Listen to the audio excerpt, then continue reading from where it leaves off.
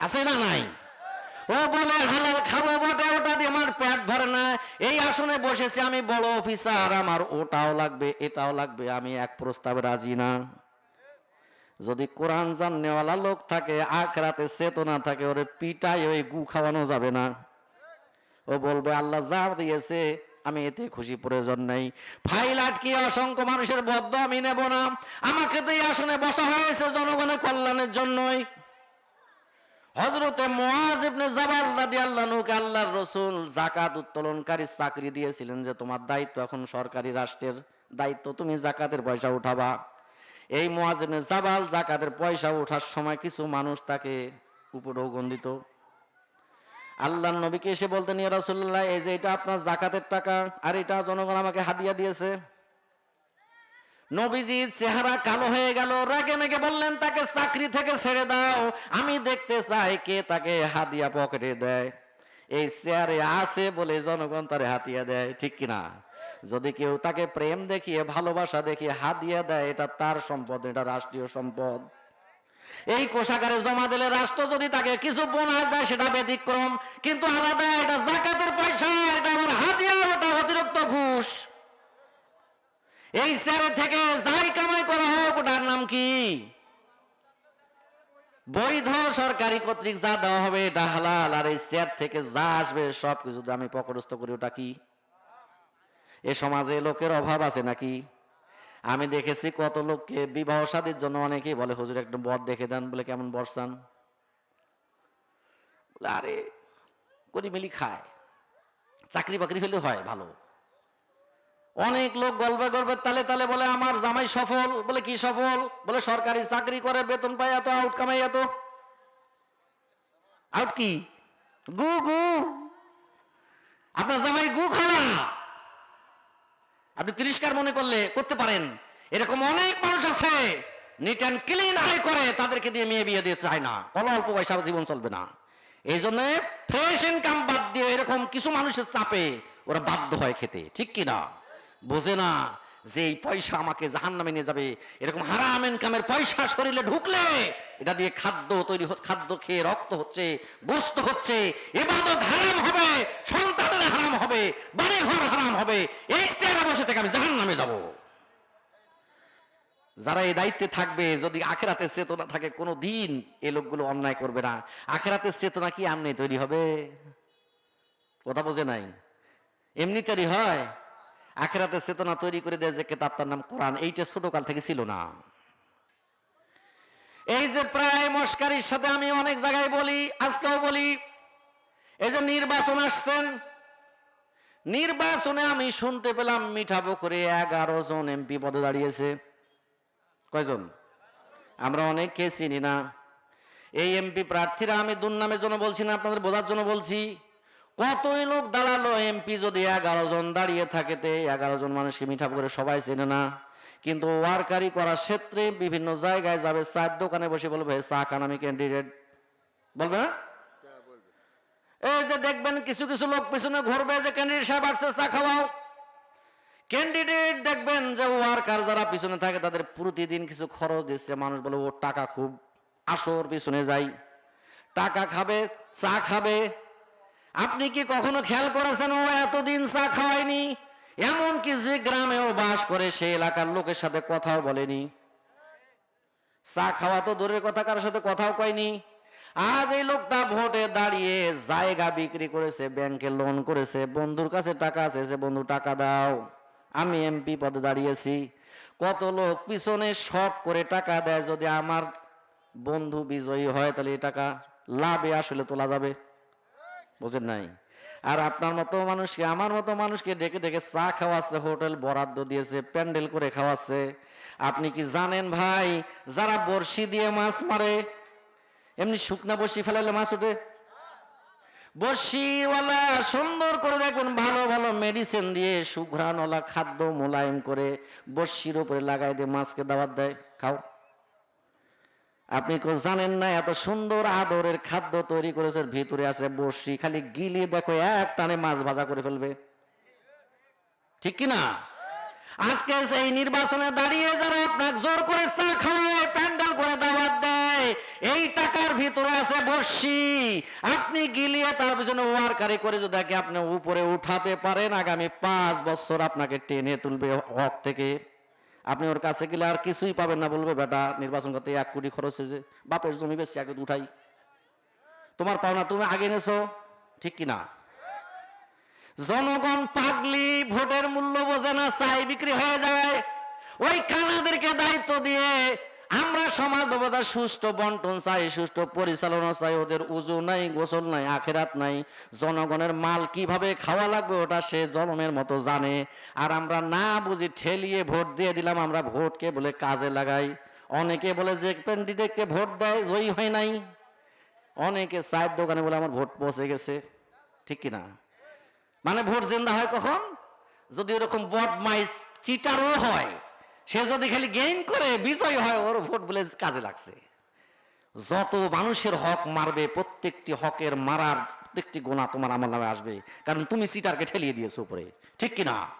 এই জন্য এই স্লোগান থেকে বের হওয়া লাগবে। জনগণের কাছে এখন শেখানো না হয় আমার ভোট আমি দেব, যাকে খুশি তাকে দেব। এটা হয়? এটা কি হইল? আমার ভোট আমি দেব কি যোগ্য? আমানতদার দেখে দেব। আমার ভোট আমি দেব আমানতদারকে দেখে দেব, যে আমার আমানত রক্ষা করতে পারবে, দেশ যাতে আমানত রক্ষা করবে, এই স্যারের দায়িত্ব যারা যথাযথ বুঝবে, আমি তাকে ভোট দেব। রাজনীতি হইতেছে মনে হয় নাকি? আমরা বিপদে কথা যদি বলি, কয় হুজুর ভালোই ভালো করেন, কিন্তু টেরি করি আমাদেরকে শুধু আঘাত মারেন। রাজনীতি করেন কেন? রাজনীতি খালি ওদের জন্য যাদের উজু গোসল নাই, তারা করবে রাজনীতি, আর আমরা? এইটা সেরা রাজনীতি।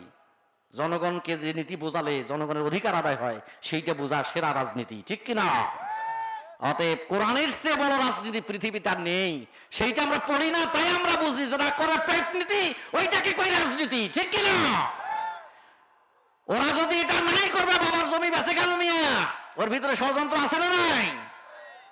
আপনি যদি যোগ্য হন, দাঁড়িয়ে থাকেন, জনগণ বাঁচিয়ে নেবে, সেটা তো আপনি করেন না।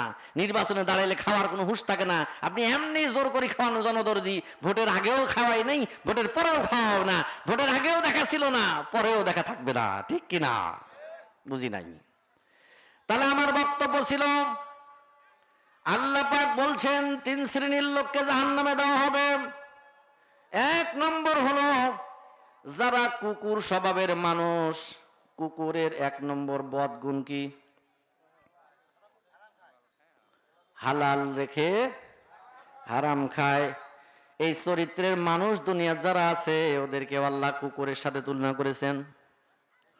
এখান থেকে বাড়ার দরকার আছে না নাই? বাড়াবো কেমন করে? ওয়াজ করলে হবে না, কোরআন পড়া লাগবে, হাদিস পড়া লাগবে, নিজের মাইন্ড সেটআপ থাকা লাগবে। আমি যেন জান্নাতে যেতে পারি, সেই চেতনা যাদের মাথায় আছে, পিটায়ও তাকে ঘুষ খাওয়ানো যাবে? যাবে না। কুকুরের 3টি বদগুণ, তার মধ্যে দ্বিতীয় গুণ হলো কুকুর জাতীয় ভাইকে দেখতে পারে না। দেখবে শীতের রাতে কুকুর শুয়ে আছে বিভিন্ন জায়গায়, অথবা দাওয়াতের বাড়িতে একা একা খাবে। যদি ওর পাশ দিয়ে দেখবেন ও খেয়ে ঘুমিয়ে আছে, চুপ করে নীরবে আছে, কিন্তু পাশ দিয়ে যদি আর একজন কুকুর যায়, দাঁত বার করে কিনা? ও নিজের জাতীয় ভাই আর একজন আসলেও সহ্য করতে পারে না, গঙ্গায় ওঠে আর বলে, বেটা তুই এখানে আসছিস, এটা আমার এলাকা। এই চরিত্রের কিছু মানুষ আছে দেখবেন, যারা ভ্যান চালায় তাদের মধ্যে স্বভাব কম, যারা জমিতে মাটি কাটে এদের স্বভাব কম। আমরা দেখেছি সমাজে যারা বড় বড় লিডার, বড় বড় অফিসার, ও সব চাইতে কুকুরের মতো চায় যে আমি নেতা, আমার সামনে আর একজন দাঁড়াবে কেন? সবাই আমাদেরকে স্যালুট করে আগে থেকে, এখন আর একজন গজাচ্ছে। এই জন্য অনেক লোক আছে, ও জাতীয় মানুষকে দেখতে পায় না, সমপর্যায়ের একজন লোক তৈরি হোক এটা চায় না, যে কোনো ভাবেই হোক ওকে দাবিয়ে দেওয়ার চেষ্টা করে। তারা কারা? শিক্ষিত না মূর্খরা? আমরা এই সমাজে যারা গ্রাজুয়েট মনে করে, যারা বড় শিক্ষিত মনে করে, ওদের চক্রান্ত এইটাই, কুকুরের মতো জাতীয় ভাইকে আর দেখতে পায় না।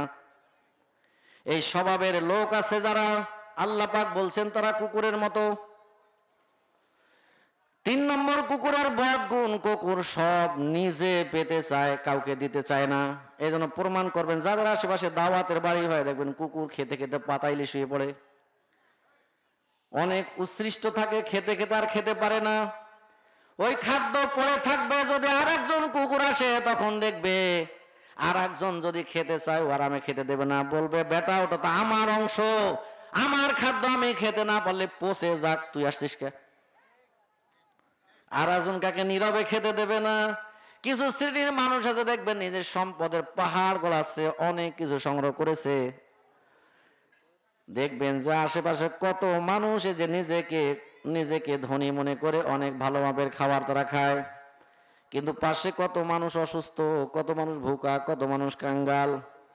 ওর দায়িত্ব ছিল, ও নষ্ট করে ফেলছে অনেক উৎকৃষ্ট খাবার, তার কাছের অনেক মানুষ আছে ভুকা, তাদেরকে দেয় না, আছে না নাই? নষ্ট করে ফেলছে, আমার খাদ্য পচে যাক, আমি তোরে দেব না। এইটা হিংসুক মন মানসিকতার লোক এ সমাজে অভাব নেই, এর একমাত্র কারণ হলো ভিতরে কোরআন নেই। আল্লাহর নবী বলছেন, আল্লাহর কসম ওই ব্যক্তি মোমেন নয়, ওই ব্যক্তি মোমেন নয়, ওই ব্যক্তি মোমেন নয়। সাহাবী বলেন, আল্লাহ রাসূল কোন ব্যক্তি মোমেন নয়? বলে যে সব সময় নিজেকে নিয়ে চিন্তা করে আর অন্যজনের কোনো বিপদ আপদ মুসিবতে দাঁড়াতে চায় না, না খেয়ে পড়ে আছে তাও খোঁজ করে না, ওই ব্যক্তি মোমেন নয়। অতএব মানবতাবাদী হওয়া লাগবে, মানবতার বন্ধু হওয়া লাগবে।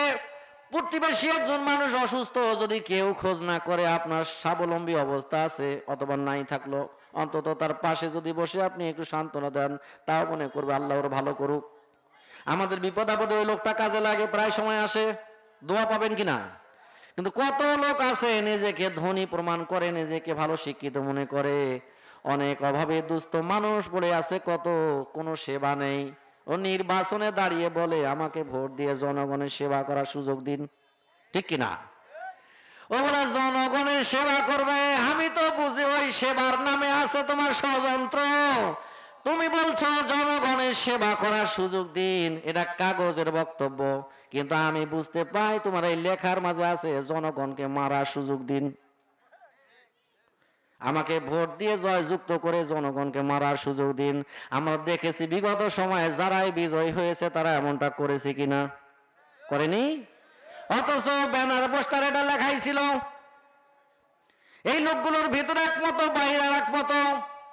এই জন্য কোরআনে কারিমে আল্লাহ পাক বলছেন, যারা জানে যারা জানে না তারা সমান নয়, যারা অন্ধ যারা চোখওয়ালা তারা সমান নয়, সমান। কোরআনে কারিমে হালালের সংখ্যা বেশি, হারামের সংখ্যা কম। বেশিরভাগ জিনিসগুলো হালাল তা ব্যাখ্যা করেননি, হালালের ব্যাখ্যা কোরআনে নেই, হারামের ব্যাখ্যা কোরআনে আছে। কারণ হারামের সংখ্যা একেবারে কম, যেটা যেটা হারাম ওটা আল্লাহর নাম ধরে ধরে কোরআনে বলছেন। আমি দু একটি বলি আপনাদেরকে। কোরআনে কারিমে আল্লাহ পাক বলছেন, হুররিমাত আলাইকুমুল মাইতাতা ওয়াদ-দামু ওয়া লাহমুল খিনজির, সূরা মায়েদা 3 নম্বর আয়াত। আল্লাহ পাক বলছেন তোমাদের জন্য হারাম করা হয়েছে মরা প্রাণী, তোমাদের জন্য হারাম করা হয়েছে রক্ত, তোমাদের জন্য হারাম করা হয়েছে শুকরের গোশত। এখানে মোটামুটি 6টা জিনিস হারাম করা হয়েছে, তার মধ্যে একটা জিনিস ইন্ডিকেট করা হয়েছে শুকরের গোশত মানুষের জন্য হারাম। এটা কারণ কি? বিজ্ঞানী শুকরের গোশত নিয়ে পরীক্ষা করেছেন, কেন আল্লাহ তো গোশতের নাম থাকার পরে শুকরের নাম বললেন?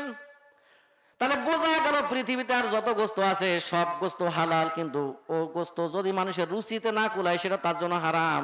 কিন্তু নির্দিষ্ট করে এক প্রকার গোশতকে হারাম করা হয়েছে, সেটা হলো শুকরের গোশত। বুঝেন নাই? তাহলে শুকরের গোশত নির্দিষ্ট হারাম, পিছনে কারণ কি? হালাল আর হারামের সহজ ব্যাখ্যা হলো, হালাল যেটা মানুষের জীবনের জন্য কল্যাণকর সেটার নাম হালাল, আর যেটা মানুষের জন্য হারাম ক্ষতিকর ওটার নাম হারাম। হালাল আর হারামের ব্যাখ্যা হলো এটা, যেটা মানুষের জন্য উপকারী ওটা কি, আর যেটা মানুষের জন্য ক্ষতিকর ওটা কি। তাহলে আল্লাহ পাক বলেন যত গোশত আছে খেলে মানুষের অত ক্ষতি হবে না, শুকরের গোশত খেলে যত বেশি ক্ষতি হবে। এই ক্ষতির বিষয়টা আল্লাহ ভালো জানে, এটা দিয়ে বিজ্ঞান গবেষণা করে এই আয়াতের এই তথ্য বের করেছে। শুকরের গোশতের নাম আল্লাহ কোরআনে বললেন কেন? কারণ পৃথিবীতে যত নিকৃষ্ট প্রাণী আছে তার মধ্যে দুটি প্রাণী নির্লজ্জ, একটা কুকুর, একটা শুকর। এদের চাইতে আর নিকৃষ্ট প্রাণী আর নেই। কারণ মানুষ কুকুরের গোশত খায় না এমনিতেই, কিন্তু শুকুরের গোশত মানুষ অনেক জায়গায় খায়, বিক্রি করে। আল্লাহ পাক এটা নিষেধ করেছেন, কারণ আল্লাহ পাক চায় মানুষের মধ্যে মনুষ্যত্ব আছে, শুকুরের মধ্যে ওটা নেই। মানুষের মধ্যে একটা আত্মস্তত্ব আছে, কিন্তু শুকুরের মধ্যে নেই। এই জন্য দেখবেন শুকুর যখন সঙ্গম করার সময় হয়, তখন ও মা বোঝে না, বোন বোঝে না, কাউকে বোঝে না। যৌন চাহিদা মিটালেই হলো, আর সেটা জনগণের সামনে করে, কিছু মনে করে না। কথা বুঝেন নাই? তাহলে মানুষ তো এমন বেনাংলা হলে হবে না। আল্লাহ চায় যে মানুষ যেন শুকরের মতো না হয়, মানুষের খাদ্যের মাঝে মানুষের বিবেক তৈরি হয়, যে প্রকার খাবার খায় সেই খাদ্যের ইফেক্ট শরীরে তৈরি হয়।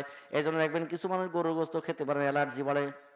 কি গরুর গোশত খাইলে অ্যালার্জি বাড়ে, মানে খাদ্য যা খায় তা শরীরে কথা বলে। আপনি চিংড়ি মাছ খেতে পারবেন না, শরীরে কথা বলবে। মিষ্টি কত খেতে পারবেন না, শরীর কথা বলে। খাদ্য মানুষ যা খাবে তার কথা খাদ্য বলে। এই জন্য শুকরের গোশত যদি মানুষ খায় তার শরীর কথা বলবে। এই মানুষটা পর্যায়ে ধীরে ধীরে এত লজ্জাহারা হয়ে যাবে, নিজের বাবা নিজের মেয়েকে ব্যবহার করবে, লজ্জা পাবে না। আল্লাহ চায় না সমাজে মানুষ এত নেকেট হোক। এই খাদ্য খেলে মানুষ সবচেয়ে বড় নির্লজ্জ হয়ে যাবে। এটা জনতার জন্য, মানবতার জন্য সবচেয়ে বড় ক্ষতি হবে। এই জন্য আল্লাহ পাক আমাদের দরদি হয়ে নিষেধ করেছেন তোমাদের শুকরের গোশত হারাম। কথা বুঝাইতে পারছি? তাহলে কোরআন না জানলে তো আপনি এটা ঘৃণা করবেন না, অনায়াসে খাবেন। কোরআনে কারিমে আল্লাহ তাআলা বলছেন, লা তাকরাবুজ জিনা ইন্নাহু কানা ফাহিশাতা।